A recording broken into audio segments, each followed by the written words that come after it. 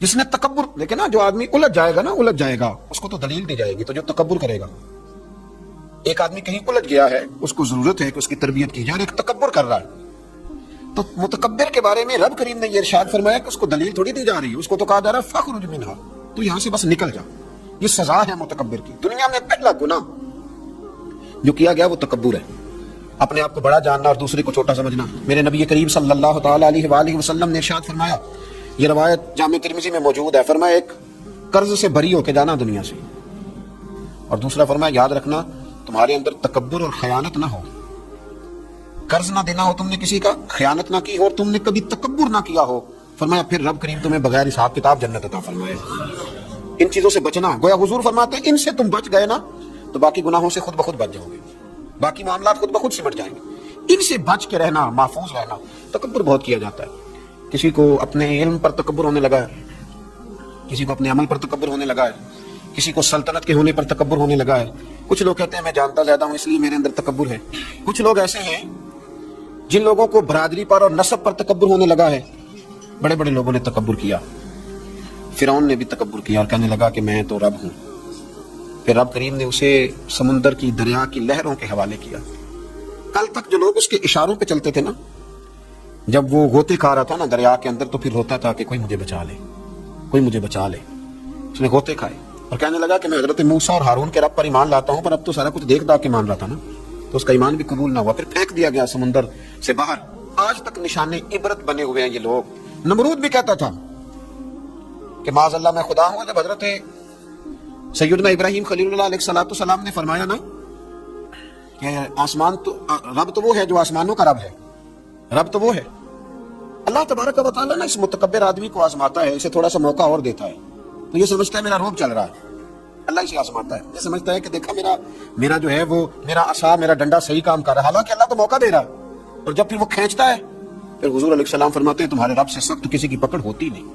یہ سمجھتا ہے کہ دیکھا نا میں جیسے کہہ رہا ہوں ویسے نظام چل رہا۔ نمرود کہنے لگا میں رب ہوں، تو حضرت ابراہیم علیہ السلام نے فرمایا رب تو وہ ہے جو آسمانوں زمینوں کا رب ہے۔ کہنے لگا اچھا، اس نے نا تیر چلائے آسمان کی طرف، معاذ اللہ رب کریم کو قتل کرنے لگا، تیر چلائے، تو اللہ نے اس کا امتحان لیا۔ تیر جب اوپر جاتا تھا تو خالی ہوتا تھا، واپس آتا تھا تو اس کو خون لگا ہوتا تھا۔ کہنے لگا دیکھا نا، پھر دیکھا نا میں نے کیا کر دیا، کتنا بڑا بادشاہ، پوری دنیا پہ حکومت کرنے والا، پر مالک کی بے نیازی کے قربان جائیں، ایک مچھر ہی گھسا ہے ناک پہ اور پھر وہ مچھر نکل نہیں پایا، پھر اس مچھر نے اس کو مار ڈالا۔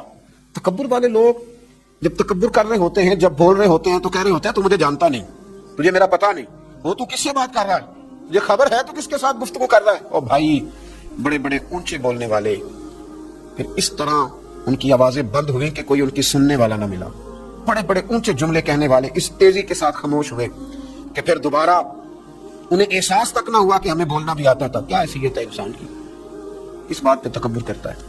میرے شیخ کامل رحمۃ اللہ علیہ، میرے اصحاب رحمۃ اللہ علیہ فرمایا کرتے تھے انسان تجھے صرف 2 وقت روٹی نہ کھانے کو دی جائے تو اپنی ٹانگوں پہ چل نہیں سکتا، اور 10 راتوں کی بات نہیں، 1 رات نہ تجھے سونے دیا جائے، صرف 1 رات، تو اگلے دن تو اپنی ٹانگوں پہ کھڑا نہیں ہو سکتا۔ تکبر کس بات کا، کس بات کا تکبر؟ ایک سر میں ہلکا سا درد ہوتا ہے اور تیرا سارا وجود تجھے نڈھال کر دیتا ہے، کس بات کا تکبر؟ لیکن اس کے باوجود لوگ پھولے نہیں سماتے، باتیں کرتے ہیں تو بچ بچ کے، گفتگو کرتے ہیں تو کھول کھول کے، اور ہر تیسرا آدمی آ کر کے پوچھتا ہے کوئی حکم ہوا تو بتائیے گا، کوئی حکم ہوا تو بتائیے گا۔ تکبر صرف ایک ذات کرے گی اور وہ ہے رب کریم کی ذات، کیونکہ وہ سب سے بڑا ہے، وہ اللہ اکبر ہے، وہ اللہ اکبر ہے۔ محدثین ایک بڑی خوبصورت بات لکھتے ہیں اس عنوان پر، وہ کہتے ہیں کہ تکبر کرنے والا یوں ہی سمجھو کہ جیسے اس نے کوئی کسی کا غلام تھا نا، تو اس نے اپنے بادشاہ کا تاج اٹھا کے اپنے سر پہ رکھ لیا تھا، تو جو بادشاہ کا تاج غلام اٹھا کے سر پہ رکھے گا تو ان پہ درے تو کھائے گا، اس لیے کہ تاج تو بادشاہ کے سر پہ سجتا ہے۔ تو تکبر تو اللہ کی چادر ہے، اس لیے کہ وہ سب سے بڑا ہے۔ تو اب اگر کوئی شخص اس چادر کو پکڑے گا اور کہے گا نہیں مجھے بھی بڑا بننا ہے، تو پھر درے تو وہ کھائے گا، پھر آزمائش سے تو اسے گزرنا ہے۔ کبھی بھی اپنے آپ کو بڑا نہ جانے، اور ویسے بھی انسان باتوں سے تھوڑی بڑا ہوتا ہے، بڑا تو اپنے اخلاق سے ہوتا ہے، بڑا تو اپنے کردار سے ہوتا ہے، بڑا تو وہ اس طرح ہوتا ہے کہ اگر اس کے اندر کچھ چیزیں پائی جائیں جن سے محسوس ہو کہ یہ انسان بڑا ہے، تو وہ رویے اس کے بتاتے ہیں یہ کتنا بڑا ہے۔ میرے نبی کریم صلی اللہ تعالی علیہ وسلم نے فرمایا یہ جو تکبر کرنے والے لوگ ہیں نا، قیامت کے دن اللہ انہیں چیونٹیوں کی شکل میں مسخ کر دے گا، چیونٹیوں کی شکل میں اللہ انہیں مسخ کرے گا، اور فرمایا اللہ تعالیٰ کو یہ اترا کے چلنے والے، تکبر کرنے والے لوگ پسند نہیں آتے، بھاتے نہیں رب کریم۔ یہ جو اس انداز میں چلتے ہیں یہ اللہ کو بھاتے نہیں، عاجزی ان کے ساری. اور میرے نبی کریم علیہ السلام نے 2 جملوں میں بات بڑے انداز میں سمجھائی. فرمایا تو اللہ کی رضا کے لیے جھک جا، اللہ تجھے عزتیں عطا فرما دے گا. تو رب کریم کی رضا کے لیے جھک جا، اللہ تجھے عزتیں عطا کرے گا. مختلف لوگوں کو نا مختلف قسم کا بخار ہوتا ہے. کچھ لوگوں کو حسب و نسب کا بہت بخار ہوتا ہے، بہت بڑا بخار ہوتا ہے کہ میں فلاں قبیلے سے ہوں، میں فلاں قبیلے سے ہوں. میرے رب کریم نے وضاحت کر دی، فرمایا ان اکرمکم عند اللہ اتقاکم. اگر تو اللہ کی نظر میں عزت لینا چاہتا ہے تو پھر تجھے متقی پرہیزگار بننا پڑے گا. باقی تو سب حضرت آدم کی اولاد ہے، سب حضرت آدم کی اولاد سب. اعلیٰ حضرت فاضل بریلوی رحمۃ اللہ تعالیٰ علیہ تشریف فرماتے تو حجام آیا ہوا تھا حجامت کرنے کے لیے. وہ اعلیٰ حضرت رحمۃ اللہ علیہ کا خط بنا رہا تھا، بال تراش رہا تھا، مونچھیں تراش رہا تھا. تو ایک بہت نواب بھی کبھی کبھی ملنے آیا کرتے تھے. تو وہ حجام صاحب ابھی بیٹھے تھے چارپائی پہ، تو وہ صاحب آ گئے جو کبھی کبھی آیا کرتے تھے، بڑے شیخ تھے. تو سرکار اعلیٰ حضرت نے فرمایا کہ میاں بیٹھ جاؤ آپ بھی. کہنے لگا انہی کے ساتھ بیٹھ جاؤں. فاضل بریلوی فرمانے لگے اگر ان کے ساتھ نہیں بیٹھ سکتے تو تشریف لے جائیے، کیونکہ میری مجلس میں جو آتے ہیں وہ سارے برابر ہی ہوتے ہیں. یہاں جتنے آتے ہیں وہ برابر ہوتے ہیں. اگر آپ ان کے ساتھ نہیں نہ بیٹھ سکتے صاحب تو پھر آپ گھر جائیے. اگر ان کے ساتھ نہیں بیٹھ سکتے، حضرت ابو ذر غفاری رضی اللہ تعالیٰ عنہ خود سنایا کرتے تھے، رویا کرتے تھے اور مزہ لیا کرتے تھے. فرماتے تھے ایک دن نا حضرت بلال حبشی سے بحث ہو گئی تھی، میری زبان سے نکل گیا تھا وہ حبشن کے بیٹے جناب بلال حبشی رضی اللہ تعالیٰ عنہ مسجد نبی میں پہنچے، حضور کا چہرہ انور دیکھ کے رو پڑے. تو کریم محبوب نے فرمایا بلال تو روتا کیوں ہے؟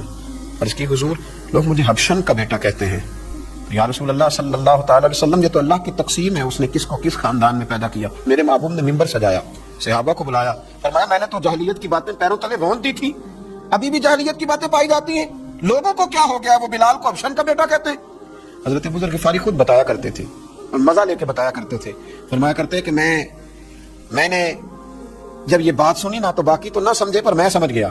فرماتے میں اٹھ کے حضرت بلال حبشی رضی اللہ تعالیٰ عنہ کے پاس گیا اور میں ان کے سامنے لیٹ گیا. میں نے کہا حبشن کے بیٹے اپنا پیر میرے چہرے پہ رکھ اور میں لوگوں کو بتلاؤں کہ تھا تو حبشن کا بیٹا، پر اب میرے مصطفیٰ نے بڑی شانیں عطا فرما دی، شانیں عطا کر دی.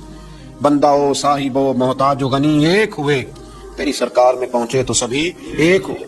تو میرے بھائی یہ حسب و نسب کا غرور، یہ تکبر.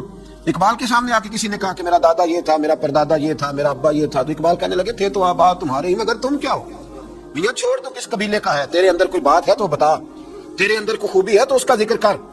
چھوڑ باپ دادا کی بات ہے تو وہ آبا تمہارے ہی مگر تم کیا ہو. اپنی حیثیت کا تعین کریں، بڑوں کا نام لے کے اپنے آپ کو اونچا کرنے کی کوشش کرنا اور کوشش ناتمام کرنا میرے بھائی حسب و نسب کا جو ہے وہ بہت بڑا تکبر لوگوں میں پایا جاتا ہے. اس سے ذرا آگے بڑھیں تو کچھ لوگوں میں علم کا تکبر ہوتا ہے. آج کل پڑھا لکھا آدمی اللہ ماشاءاللہ وہ ہوتا ہے جو ایک دن میں کئی لوگوں کو جاہل قرار دے دے. لوگ بڑے جاہل ہیں کچھ پتہ نہیں، لوگ بڑے جاہل ہیں کچھ پتہ نہیں. میرے نبی کریم علیہ الصلوۃ والسلام نے 2 جملوں میں بات اس انداز میں سمیٹی. محبوب فرمانے لگے من قال انا عالم فهو جاہل. فرمایا جس نے کہا کہ میں عالم ہوں وہی تو جاہل ہے. جس نے کہا کہ میں عالم ہوں وہی تو جاہل ہے. اس نے تو جاہلوں جیسی بات. اگر علم ہوتا ہے تو وہ نظر آ جاتا ہے. اگر کسی کے اندر خوشبو ہوتی ہے تو اسے بتانے کی ضرورت نہیں پڑتی کہ میرے پاس ہے.